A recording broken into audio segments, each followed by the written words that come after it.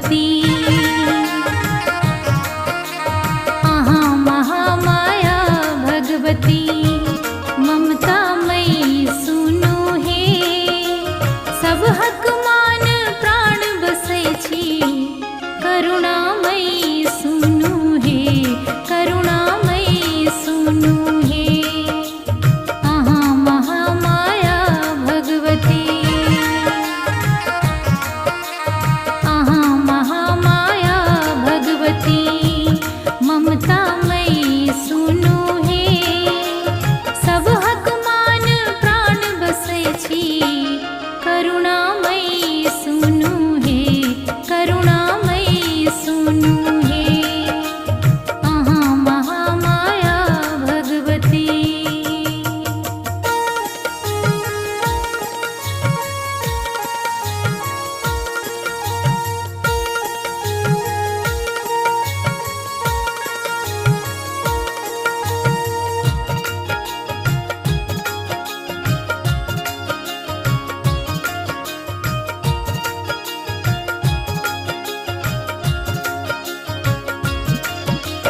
जय अम्बे जगजननी माता,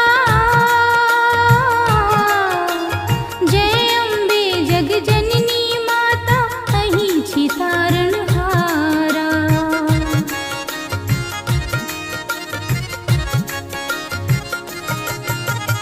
जय अम्बे जगजननी माता, अहीं छी तारणहारा। त्रिकूट पर्वत भुवनेश्वरी, बहे शीत जलधारा।